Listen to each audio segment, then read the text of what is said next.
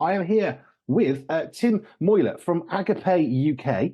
And Agapé, the E has a little hyphen, doesn't it? It certainly does. Hello, Otherwise, Tim. it's a gape, which sounds a bit nasty, It doesn't it? does. How are you doing, Tim? I'm doing very well, thanks. It's so good to talk to you, Andy. Bless you. Great. So my son came to Christian Resources Exhibition, and he met all sorts of people, including yourselves, which was Yeah. great. So for the uninitiated, what is Agapé UK? What's a simple explanation of what it is that it does? Oh gosh, let's see if I give you a really simple one. Well, basically, we're a bunch of people, about 100 or so, and our passion is to help people discover Jesus and then discover how they can follow him, and hopefully follow him with others. Great. So what are the mechanics of that? What is it that's happening in order to do that? How do you help people? Yeah, so we've got a team of staff and volunteers that are working in all different areas of life, of society. We're working with families, married couples, people in relationships, students, business people, diplomats, working with churches, sports people, and even with the most vulnerable, refugees and so on. So a wide variety of areas. But we're an organization that, if you're a Christian or even not non-Christian, but even a Christian, you'll be forgiven for not being fully aware of us, because a lot of what we do is in a way sort of under the wire. It's one-to-one relationships. It's just getting on and connecting with people and being a help with people, just looking to inspire, encourage, and enable ordinary people to, as I say, discover Jesus and then learn how to follow him. One of the ones that you just mentioned, which I'm going to have to come back to, diplomats. How do you work with diplomats? What are you doing That's to help the area them? that I can say least about, probably. Oh, okay. As you can imagine, it's quite a sensitive area, but primarily we have a team working in London, and our job is just to network in that community, to discover Christians and relate to people who maybe not Christian but would like to know more about what it means to be a Christian. A lot of diplomats come from countries where Christianity isn't a big thing. They come to the UK, maybe disappointed to find it's not as big as they thought, but lovely if they can meet people who are truly following Jesus and know him, and then find out what it's all about. Some of my colleagues have been extraordinarily helpful to some diplomats, their families, and so on, just by networking in among that community. Wow, what a mission that one is. Yeah. So you mentioned other one-to-ones like married couples. Are you talking about marriage guidance, or is it people in distress, or is it what's the marriage element? Yes, I suppose it's more about helping you to have a good marriage. So it doesn't matter whether your marriage is currently absolutely wonderful or under pressure in many ways, which I suppose would be the majority of marriages, being realistic. Whether you're Christians or not Christians, whatever you believe, you'll be under pressure in some ways. And my colleagues have a ministry called Family Life. And they work in a number of different ways. They have a wonderful resource called Together, which is run by many churches in small groups, just helping couples come together and just talk about areas of married life and family life, and just journeying together through some really, really helpful material. And it's great because you don't have to talk about areas of your marriage that are sensitive, you don't feel comfortable to share with others. But it does help you and encourage you to have more and better and more helpful conversations with your partner. Cool. If that makes sense. No, it does. I think it's one of those things these days. I say this sometimes and it surprises people, but I used to do help midwives deliver breastfeeding workshops. And one of the parts that I used to introduce was the idea of cup feeding expressed milk. My wife went to work, so I was at home with the children. And what I found was so many of the mums that were there would say, we knew none of this because their mums hadn't passed the information down. So they're coming to the midwives learning how to breastfeed, which at one sense, well, it's fairly simple, but actually there are things that make it easier. And if that information isn't communicated from mum down to daughter, then how are you going to know? You don't know what you don't know. And one really special thing was when we had a lady from South Africa, her mum had traveled from South Africa to the UK. She joined her daughter. It's one of the first mums we'd actually had. And she said, this is wonderful, but why are other mums not doing this to their daughters? Because my daughter knows this because I've shared it. And I guess that's maybe part of what you're able to step in to help is that lack of communication from parents downwards. Yes, it could be an awkwardness. It could just a lack of confidence, maybe. Mm.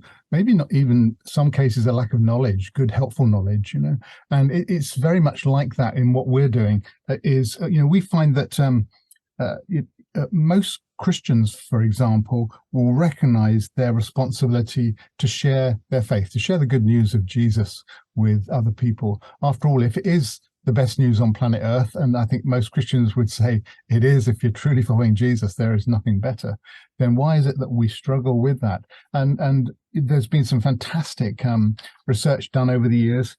There was some done a few years ago, which I use quite a lot, where the survey amongst committed Christians revealed that 87% of those Christians said they lack the confidence to tell their own story of how they got to know and follow Jesus. 87%. Isn't that crazy? Yeah. And 48% said they're just generally too scared to talk about their faith, let alone their own story. But another thing that came up was interesting. They said that 74% of their non-Christian friends didn't seem to be interested in talking about these things. Now, this is very interesting because some more recent research done showed that when Christians did have a conversation with non-Christians, about a third of them said that they would said they were open to an encounter with Jesus. How about that? Wow. So the point here is that if we had more confidence and felt more able and equipped to have great conversations with people, helpful conversations, natural conversations, not weird and cringy. We don't do that stuff. But have really helpful conversation with people, then a third of them would be in a place where they would say, "Tell me more. Tell me how I can know God personally." Isn't that interesting? Yeah, I remember. I'm sure it's Penn and Teller, the US Yes. magicians, Yes. and there's the taller one of the two. His name escapes me. He said, Pendulette. "Thank you." There's a Christian in the US, Ray, and he's passionate about Jesus. And this guy, I'm an atheist. I'm a magician. I don't believe in God. But he said, I have much respect for my friend Ray because he always takes the opportunity to tell me about Jesus. And if he believes passionately in what he's doing, then I have respect for him wanting to share it. Because if he has that information and doesn't share it, I don't want that as a friend of mine, even if he doesn't believe the same thing. So it's that thing of, if we've got a good message, yes, we need to share it, don't we? But how do we share it naturally? That's the big issue, isn't it? Yes. And that's one of the things that really drives me every day I get up, Andy, is how can I help more Christians have really helpful, natural conversations with people who don't know Jesus in such a way that we can discover people who want to know more. And it seems that most people want to know more about the Christian faith, but to them it's a mystery. It's for maybe the chosen few. It's for those who are religious. It's for the nice people, all that crazy stuff. Well, of course, Jesus wouldn't agree with any of that at all. He'd said, no, my message is for everybody. God so loved the world, he said, that he sent his only son. No, Jesus didn't say that, but it says that in John's gospel. That everybody should know him. And Jesus himself said, when I'm lifted up from the earth, I will draw everyone to myself.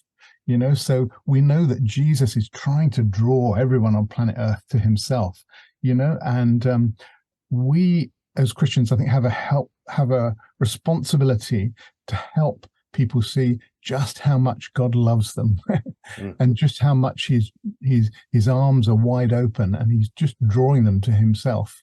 And Jesus came to live that out in practice among us. I mean, this is, we're at a time of year when we think about Christmas. And why did Jesus come into the earth? What was that all about? Did he just come to be a baby? No, we know if we follow on to the Easter story that it has quite a dramatic ending. No, there was a big task that had to be done, and that was to actually deal with this whole issue of why we're separated from God. Why are we separated from our Creator? And the Bible explains that very clearly. And as Christians, I think if we can be more clear, more helpful to people in helping them just see how God has come up with the great solution to this problem separates us from him. Wouldn't that be a good thing? Oh, it's beautiful, isn't it? I remember seeing a baptism one time, and there was a range of people, and there was one guy who was in his 50s. He'd had a brain injury as a child, so he was described as somebody who was going to be stuck with a speaking age for about 8. His ability was about an 8-year-old to communicate. And I remember him getting up to be baptized, and people said, "Oh, he shouldn't be getting baptized. He can't speak for himself." And he said, "Jesus loves me, so I love Jesus, so I want to get baptized." Mm. It doesn't get much simpler, does it? And that is exactly what we're saying. It's that beautiful message of Jesus, which is so simple for us all. I think that's such a good point. I think sometimes Christians fall into the trap of overcomplicating things that Jesus made simple. And at the heart of it, the good news of Jesus is a very simple message, but I think we often tend to bury it in a lot of religiosity and things that sort of distract you from the heart of this good news message that Jesus came to proclaim. And one of the interesting things that Agapé do, we've produced a little booklet called Knowing God Personally. And it's only a few pages, tiny little booklet, but it summarizes all the stuff in the Bible that you need to know if you want to actually get to know your Creator personally. You want to know God personally through Jesus. And it makes it very clear and very simple. And if any of your listeners wanted to get hold of that, you can, if they want to contact me, I'll pop a copy in the post, or you can go on our website, agape.org.uk, go into our resources section and download a PDF of this booklet and look at it for yourself. And it explains so clearly, so helpfully, how you can actually get to know God personally. But yeah, you know what, Andy, I think at the end of the day, what I'd love to see is more Christians being more open and more confident to share this message with people that don't know Jesus yet. That's what drives me. I can see that, which is exciting. So tell us a bit more about your part within Agapé. What was your story of faith? How did you come to work with Agapé UK, and what is it you're doing now? Yeah, thank you. Yes, I'd been Christian quite a number of years before I bumped into Agapé. When I first became a Christian, it was a wonderful thing for me because my life would change quite dramatically. I was pretty messed up. I was the age of 22, and I'd really struggled with life. I'd been to a boarding school, and life was just a big struggle for me when I'd left school, tried to make it in the world. And I was a singer in a rock and roll band. That was my fun thing to do when I wasn't working. And I would drink too much, live my life too wildly. But in the process of all of that, in my early 20s, I started to do concerts at various venues, often on my own, doing like folk songs and stuff. And I did some in churches. I was invited to do concerts at churches. And even though I wasn't a Christian, that's the fun thing. I bumped into a whole load of what I can only describe as real live Christians. I mean, these were people you could tell they knew God personally. They were following Jesus. They had a peace. They had a joy about them that I desperately needed. And they had a hope. I think that's probably the thing that most people today want more than anything is hope, and they had hope. They had a hope for the future. Tomorrow didn't worry them. And so I would hang around with them, and they were just so kind to me. They would invite me around for meals. They wouldn't be afraid to get their Bibles out. They weren't ashamed of that. They would share their stories with me, and everything just resonated. It was just so real and so true. And now and again, they'd say, "Tim, why don't you become a Christian?" And I would make all sorts of excuses. I'd say, "Oh, I'm not ready yet. I've got too many questions," and so on. One day, I found myself in a church, and this guy came along, and he did what I wish more Christians did. He just explained the good news of Jesus, the gospel, if you like. You've heard that word. So clearly. And I made the commitment there and then to follow Jesus. And my life was changed dramatically. I mean, for me, I was very fortunate, if you like, in that I was healed at the same time as being saved. But that's another story. That doesn't happen that way for everybody. But I wanted my friends to get to know him.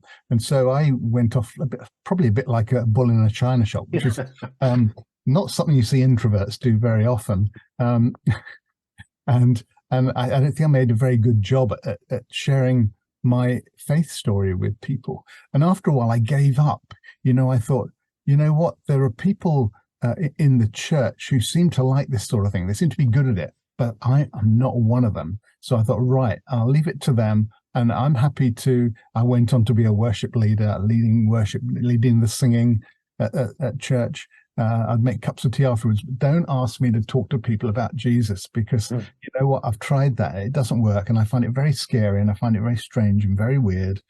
And I'm not good at it. And there was me making even more excuses than I did before as a Christian.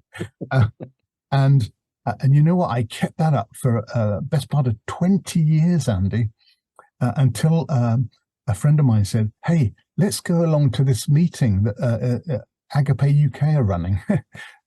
It's about how you can be more confident in sharing your faith. And I said, thanks, Paul, but I don't do that sort of thing.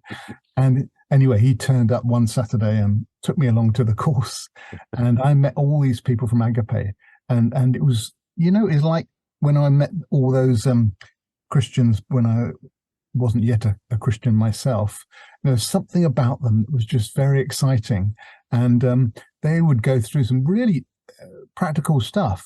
And I thought, wow, how have I managed to be such a silly Billy for so long when actually they've explained the Christian faith and what it means to follow Jesus so clearly and simply, and actually in a way that I could do that. I could explain that to other people. That's the short version. There was more to it than that. But that was a bit of a breakthrough for me. 3 years later, I ended up joining Agapé UK. So I've been in Agapé UK 23 years now, 23 years. And even during my time in Agapé, I've had to learn so much. God's been very gracious with me, very patient with me. But he's brought me to a place where a few years ago, I worked with a really good friend of mine, Dave Pegg, who is what you might call an evangelist. He's an extrovert, more an extrovert than I am anyway. And we shared a passion, and that was to help, in that case, young people growing confidence in sharing their faith with their peers at school, college, university, whatever. And I remember that Agapé, we got this course called Living and Telling. So we thought we'd run this for a whole bunch of school leavers in 1 year, which is actually 2009. And we gathered all the Christian and church young people we could find together who are leaving school, going to college or uni. And we ran this training. And you know what? We could see them change before our eyes. Wow. Suddenly the light was going on. There was a confidence. You could see the confidence rising in them. And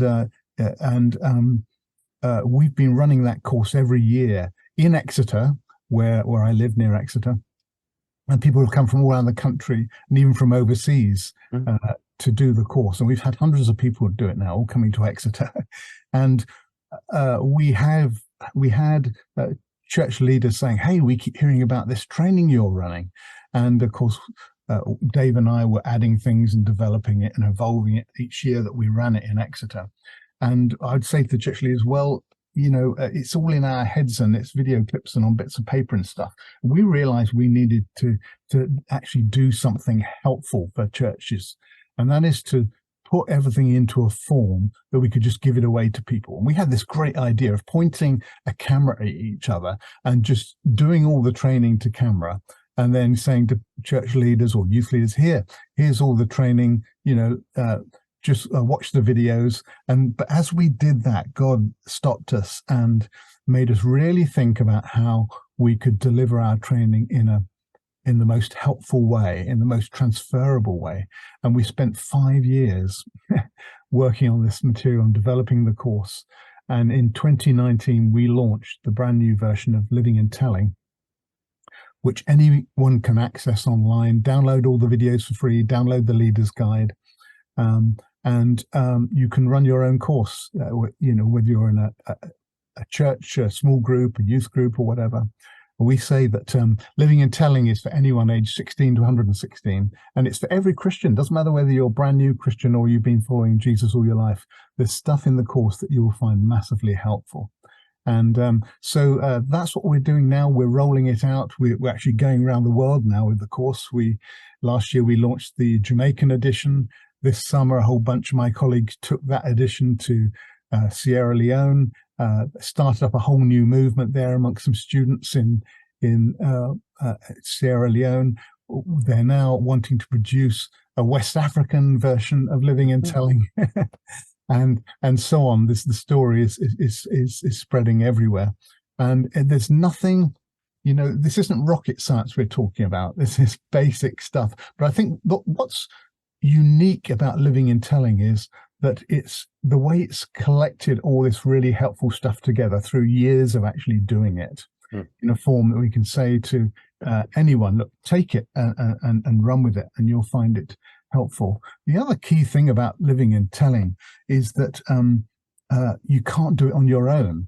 Some people say to me, Andy, hey, Living and Telling, is that just yet another personal evangelism training course? I say, well, no, it just isn't.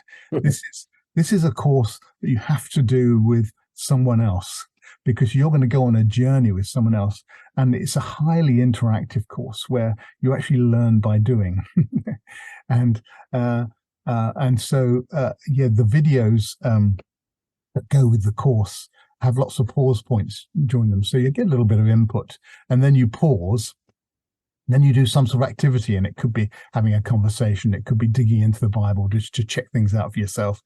It could be praying together. It could be trying things out with each other. But it's very interactive and very busy, very lively, great fun, and you go on an adventure with others. And so it's something that I would recommend to absolutely every Christian. If you haven't done Living and Telling yet, please look at it and please consider doing it. Fabulous. There's a lot in there that's really encouraging, and I think it is really hard, isn't it? You think you find Jesus, someone tells you about Jesus, you think, wow, this is amazing. That bull in the china shop thing. Yeah, I think many Christians have been there, and we go all out, and then we kind of get a bit squashed. But what struck me was God gave us 10 commandments. Man took those 10 commandments, turned them into many thousands.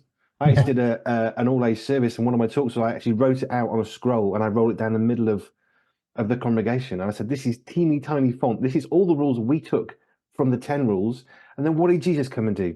Okay, let's make 2. Is that any better? It's simple, isn't it? And we do have that wonderful ability to complicate things beyond comprehension. That's right. So my passion is to just bring it back to the simple, straightforward, clear, understandable, transferable. It's got to be something that a child can understand. And so when we came to film the videos, the training videos, we designed the course so that about 25% of it is video input, and then 75% of the time you spend processing that, because it's actually having the conversations, trying things out, working with alongside another person, that actually you learn. Any teacher will tell you that. You can't sit and just have input for too long before zoning out. So we deliberately address that. So we've got 12 different presenters, we've got 10 videos, 12 different presenters, and so there's lots of variety. It's very busy. Every video, every session you do is different to the ones before. Each one builds on the previous ones. And each of these, the 10 sessions of Living and Telling, you can do in about an hour. So any small group where you can gather a bunch of Christians together for an hour, you can get going with Living and Telling. Wow, that's got me excited. Right, so Agapé UK, you said that it's often quite hidden, or perhaps in the background might be another way of wording that. What are you offering? Are you more offering towards churches to help them, or is it a bit of both that you're helping individuals as well? Because you said this isn't just another personalized evangelism thing. Yeah. So what would be the mission statement for Agapé UK today? Yes, so it would be very much that we want to help every Christian. We want to inspire, encourage, and enable every Christian to grow in confidence in sharing Jesus naturally and helpfully. And so, it's actually in more recent years that we've put a lot more emphasis on working with churches, with leaders, whether senior leaders or house group, any sort of leader in the church, to get alongside them and really help them. So I would say if you're any sort of leader in the church and you would appreciate some help and input in growing your people to grow their confidence in sharing Jesus with those among them, which has got to be the most important thing we do at the end of the day. Because if we don't do that, or if we stop doing it, then the church isn't going to last long. But if you want help with that and you really are keen to see more Christians having great conversations with those who want to know about Jesus, and then talk to us, really talk to us. Get in touch with agape.org.uk, get in touch with us, and do consider doing the Living and Telling course. Again, talk to us if you want to know more about it. We've got lots of stuff that will help you evaluate it and find out more about it. You'll find a lot of that on the Agapé website. I wanted to come back to something you said about your own faith journey, because you talked about Sure. you were in this place, you weren't living the life that you would look back and say that was great. You met these Christians and you said they had hope and they had joy and they had peace. I just wanted to come back to that because whenever I read any testimonies of people who have come to faith from whatever their background is, the one common trend is always, I met some Christians, perhaps it wasn't so great, but I met some Christians and there was peace and there was joy and there was hope. And it's those three words which Interesting. so frequently come out, a Yes. variation of that, but it's that peace, Yes. that hope, that joy. Yes. What is it, do you think, that you saw that made you recognize those tenets of the Christian faith, where we have peace and we have hope and joy? What was it that you think that you saw tangibly that you could then say, that's peace, that's hope? Yeah, I think, gosh, that's an interesting question. I think they were very confident in what they believed. And they were people who weren't just talking about their faith, but they were living it out. I think, for me, being good news and speaking good news must go hand in hand. And these folks were doing it, they were good news people. The peace thing is very, very interesting, because that is the one word that I would use to describe my life from the moment I became a Christian, because I received a peace at that moment that I'd never experienced before. It was deep and it was profound. And I think it's only when you experience that you go, aha, that's what was missing. Gosh, I'm so glad I have that peace now. And that peace, despite all the ups and downs of my life, the twists and turns, the battles that I've had, that deep peace hasn't gone away, hasn't left me. And you know what, there's one of the things I discovered, that actually peace and joy are just like two sides of the same coin. You can be joyful, but we're not joyful all the time. But when you're not joyful, you can still know that peace. And actually, they're the same thing in a funny sort of way, but just expressing themselves differently. Peace and joy, yeah. I did a talk with a youth group once, and I said, right, can you find the word happy in the Bible? And they really struggled. And what I was trying to explain to them was happiness is very much, it's nice. We all want to be happy, of course we do. But happiness, it's almost a counterfeit to joy. That's how I would describe, and that's how I describe it to them. Yes. Because we can be happy and we can buy happiness. We can buy a DVD, we can buy a nice meal. We feel happy. Yes. But it's not sustained, because it diminishes. Whereas that sense of peace and joy that you're talking about, like you said, through the twists and turns of life, and I would imagine in the last decades, you haven't had a perfectly free life of no problems whatsoever, and yet through that peace is sustained. Yes. And I think it's knowing that peace in all the battles of life that helps you grow in confidence that actually you are on the right track. Following Jesus does make a whole load of sense, in so many ways. But yes, I look back on my life now, and I've been following Jesus for the best part of 50 years now. So that gives you close to my age. And not early 20s then. And I just wouldn't go back. I wouldn't exchange that for anything. There have been moments in my life when I've had extraordinary ups, the pluses, times when I've known the presence of God in such a real tangible way. But it's not like that most of the time. Most of the time it's just a quiet peace and just getting on with the practical things that I have to do day by day. And I wouldn't say I live for those massive joyful moments, those wonderful moments when I know the presence of God. They're wonderful when they happen, but that's not a motivator for me. I think the motivator for me is that I share my story as honestly and accurately and really, as possible with people, such that they can actually work out how they can get to know Jesus for themselves and how to follow him. And also that this isn't something for good people. It's not something for religious people. This is for people like you and me, Andy, who actually mess up a lot of the time. Oh yes. For people who need Jesus. Some people say, well, what are you saying? Is this like a crutch? Well, so if it's a crutch, give me two. This is what actually makes sense of life for me. When I was in school, sixth form level, so that's 16 to 18-year-olds, I remember being challenged by a guy. I'm an atheist. That's what he said. Mm-hmm. And he said, Andy, you have this thing, you call it faith, and it's a crutch. And I said, yes, you're absolutely right. Because without Jesus, I'm going to fall over. And I remember having this conversation. And I think he was a bit shocked that by accusing me of having my faith as a crutch, I would be like, oh, no. And I said, yeah, I really need Jesus, because without him, I'm not going to get through this life. That's such a good story. We really don't have to be defensive, do we, about our faith? Some Christians say, I don't want to get into this whole area of having to share my faith with people. So I have to defend everything, I have to explain everything. I can't do that. I don't feel confident. Well, they're being very honest with me, but that's not what God expects. That's not what Jesus expects. He wants us just to be real with people. And I think when we're very just real people and we're prepared to get alongside people, and they will see God in us eventually at some stage, in some way or another. They will see God in us if we truly are following him ourselves. I was thinking about the word repentance, which is a very religious word. Repentance is the Roman soldiers' thing for do a 180 and go back the other way. That's all repentance means. Yeah. And I was thinking about how quite often as Christians, we do the 180, we do the repenting, we say sorry to God, we meet him, we go the opposite way. Yeah. And then we think, oh, this isn't rubbish. Let me go off on a slight detour. This looks better.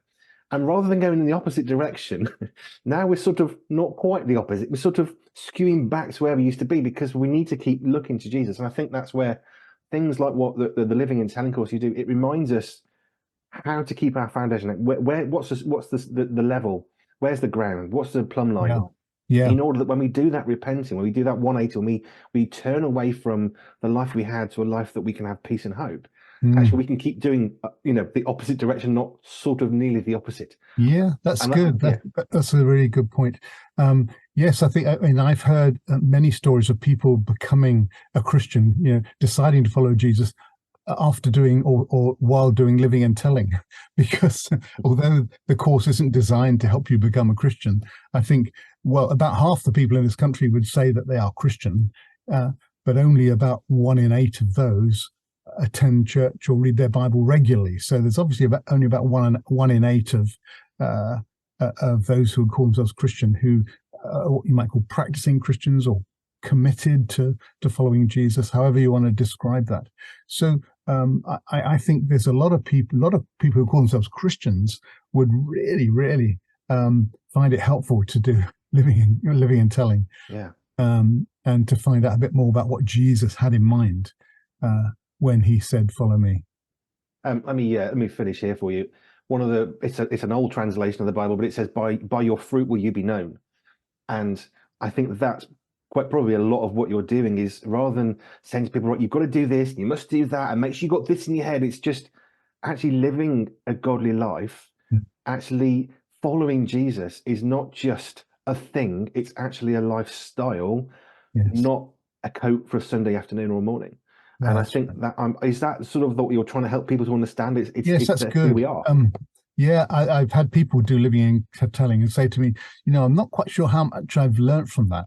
I said, you know what, I'm not too bothered about how much you've learned, but how much you've been transformed. Wow. The Apostle Paul wrote in one of his letters, didn't he? Be transformed by the renewing of your mind. And I think I would say to Christians, are you prepared? Are you open to let God renew your mind? Because it's the most wonderful thing when we just open to him and say, look, help. I don't feel that I am following Jesus as you had in mind, or as I want to even. Will you help me? Will you help me? Will you? And I think that's about submitting ourselves. It's about saying, look, Lord, here I am. Take me, use me, make me more the person you want me to be. Make me a more helpful Christian. That's a rather beautiful place to finish, I think. Just give us one more, the website where people can find all of this, especially that little document. Yes. So we are Agapé, which is Agape, agape.org.uk. And if you go into there, if you dig around our resources section, you'll find Knowing God Personally. And that is the little booklet will explain how you can get to know God personally. And then if you want to know more about the course, it's simply called Living and Telling. And we have, if you want to type Living and Telling into Google, you'll find all sorts of things pop up, but it will take you back to where you can find more about the course. But if anybody is driving during drive time, pure 24/7 drive time, and they haven't got any way of writing this down, I'm sure they can get in touch with you, Andy, and you'll point them in the right direction. Absolutely, yeah. We'll put this out as a video. We'll link back to you. That's very helpful. Thanks. That's fine. Tim, it's been a joy and a pleasure. Thank you for your time. Well, thank you. I'm feeling encouraged. Well, that's good. I hope I didn't ramble too much. As I said to you earlier, this isn't my natural habitat, but I hope that something of what I've shared has really been helpful to some of your listeners. That was great. But in testament to what you were saying about living and telling, you are living and telling Jesus, and that is what comes through, which is more authentic than anything we can ever strive to be. That's lovely. Thank you. Bless you. Right. Thank you, Tim. If you want to know more, check out the website, and we'll link to that as well. Tim, thank you so much. So good to chat. Thank you.